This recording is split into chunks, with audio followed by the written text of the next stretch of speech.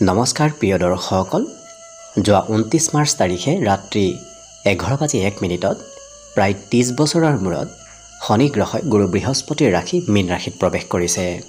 গতিকে শনি গ্ৰহৰ এই ৰাশি পৰিৱৰ্তনে দেশ বিদেশৰ লগতে 12 ৰাশিৰ ওপৰত বিশেষ পৰিৱৰ্তন লৈ আনিব। গতিকে শনি গ্ৰহৰ এই ৰাশি পৰিৱৰ্তনে আগন্তুক 2.5 বছৰত কেইটামান ৰাশিৰ সাড়ে সাতি সমাপ্ত হ'ব আৰু কেইটামান ৰাশিৰ সাড়ে সাতি আৰম্ভ হ'ব।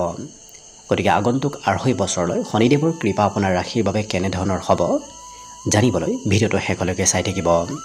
অৱশ্যে শনিদেৱ হৈছে ন্যায়ৰ কাৰক গ্ৰহ। গতিকে যদি আপুনি সৎ কাম কৰে, ভাল কামত লিপ্ত থাকে, তেতিয়াহ'লে শনিদেৱৰ অশুভ প্ৰভাৱ আপোনাৰ ওপৰত কেতিয়াও নপৰে। আৰু শনিদেৱ যিহেতু ন্যায়ৰ কাৰক গ্ৰহ, গতিকে অন্তিম সময়ত হ'লেও শনিদেৱে সকলো ব্যক্তিক শুভ ফল দিয়া পৰিলক্ষিত হয়। গতিকে এই ন্যায়ৰ কাৰক গ্ৰহ শনিদেৱে আপোনাক কেনেধৰণে সুফল প্ৰদান কৰিব আৰু কি প্ৰতিকাৰ কৰিলে আপুনি জীৱনত শনিদেৱৰ শুভ কৃপা লাভ কৰিব, সেই বিষয়ে ভিডিঅ'টোৰ শেষত জানিব পাৰিব।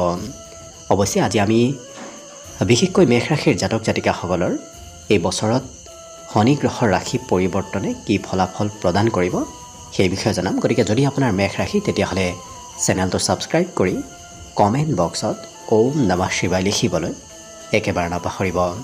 গতিকে আহক ভিডিঅ'টো আৰম্ভ কৰোঁ। মেষ ৰাশিৰ ব্যক্তিসকলৰ বাবে শনি গ্ৰহ হৈছে দশম আৰু একাদশ স্থানৰ অধিপতি গ্ৰহ।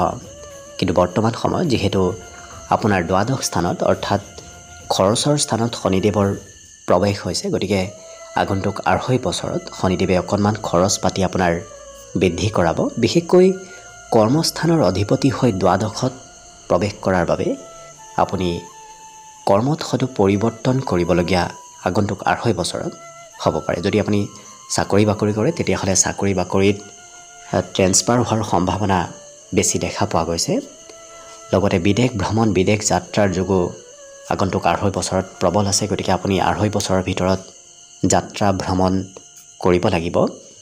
কিন্তু একাদশ স্থান অৰ্থাৎ উপাৰ্জনৰ স্থানৰ অধিপতি হৈ দ্বাদশত প্ৰৱেশ কৰাৰ বাবে আপুনি যিখিনি ধন উপাৰ্জন কৰিব, সেই উপাৰ্জন কৰা ধনখিনি আপোনাৰ খৰচ হোৱাই দেখা যাব। উপাৰ্জনতকৈ খৰচৰ মাত্ৰা আগন্তুক 2.5 বছৰত আপোনাৰ বেছি দেখা পোৱা গৈছে।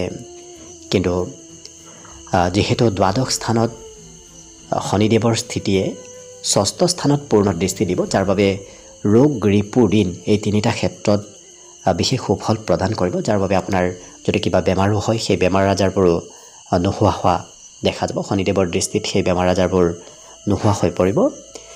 আৰু যদি শত্ৰু আছে, সেই শত্ৰুতাবোৰ একেবাৰে নোহোৱা হোৱা পৰিলক্ষিত হ'ব। কাৰণ শত্ৰু সন্তা যোগৰ সৃষ্টি কৰিব। শনিদেৱৰ দৃষ্টিত শত্ৰুবোৰ নোহোৱা হৈ পৰিব। আৰু যদি আপুনি ক'ৰবাৰ পৰা ঋণ লৈ থৈ দিছিল, সেই ঋণবোৰো এই আগন্তুক 2.5 বছৰৰ ভিতৰত আপুনি পৰিশোধ কৰিব পাৰিব। অৱশ্যে উচ্চ শিক্ষাত শনিদেৱৰ পূৰ্ণ দৃষ্টিয়ে যিসকলে উচ্চ শিক্ষা লৈ আছে, তেওঁলোকৰ বাবে অকণমান শিক্ষাত ধৈৰ্যৰ পৰিমাণ কমিব। শিক্ষাত আশা কৰা মতে ফল অকণমান কমিব পাৰে। বাকী কিন্তু শনিদেৱৰ স্থিতি যদিও দ্বাদশত থাকিব, গুৰু বৃহস্পতি যিহেতু বৰ্তমান সময়ত শুভ অৱস্থাত আছে, যাৰ বাবে বৰ্তমান সময়খিনি আপোনাৰ বাবে শুভ হৈ পৰিব। কিন্তু যিহেতু আপোনাৰ সাড়ে সাতি আৰম্ভ হৈছে, গতিকে শনিদেৱৰে শুভ কৃপা লাভ কৰিবৰ বাবে আপুনি একমাত্ৰ ধৈৰ্য ধৰাৰ চেষ্টা কৰিব। কাৰণ শনিদেৱে আপোনাক পৰীক্ষা লৈ থাকিব। কাৰণ শনিদেৱ হৈছে ন্যায়ৰ কাৰক গ্ৰহ। গতিকে আপুনি ন্যায় প্ৰাপ্তিৰ বাবে কিছু ধৈৰ্য ধৰিব লাগিব। অন্তিম সময়ত আপোনাক শনিদেৱে শুভ ফল দি যোৱা পৰিলক্ষিত হ'ব। গতিকে একমাত্ৰ ধৈৰ্যৰ প্ৰয়োজন হ'ব আৰু সৎপথত থাকি আপুনি কাম কৰক, দেখিব শনিদেৱৰ সকলো ধৰণৰ শুভ ফল নিশ্চয় লাভ কৰিব। অৱশ্যে প্ৰতিকাৰ হিচাপত আপুনি প্ৰতি শনিবাৰে ঘৰত সন্ধিয়াৰ সময়ত তিলতেলৰ চাকি জ্বলোৱাৰ চেষ্টা কৰিব। ভগৱান শনিৰ নামত আপুনি তিলতেলৰ চাকি, তাত অপৰাজিতা ফুল সহিতে আপুনি যদি ঘৰৰ মন্দিৰত এগছি চাকি দিয়ে, তেতিয়াও শনিজনিত পীড়াৰ পৰা আপুনি মুক্তি লাভ কৰিব পাৰিব। লগতে প্ৰতি শনিবাৰে হনুমান চালিচা পাঠ কৰিবলৈ একেবাৰে নাপাহৰিব। কাৰণ হনুমান চালিচাই শনি, ৰাহু, কেতুজনিত পীড়াৰ পৰা আপোনাক মুক্তি দিব। গতিকে হনুমান চালিচা পাঠ আৰু বিশেষভাৱে যদি আপুনি স্বাস্থ্যজনিত ক্ষেত্ৰত দুৰ্বলতা অনুভৱ কৰে, তেতিয়াহ'লে বেলৰ গুড়ি আপুনি গা ধোৱাৰ সময়ত স্নান কৰাৰ সময়ত আপুনি বেলৰ গুড়ি সেই পানীত মিক্স কৰি যদি আপুনি স্নান কৰে তেতিয়াও শনিজনিত পীড়াৰ পৰা আপুনি মুক্তি নিশ্চয় লাভ কৰিব।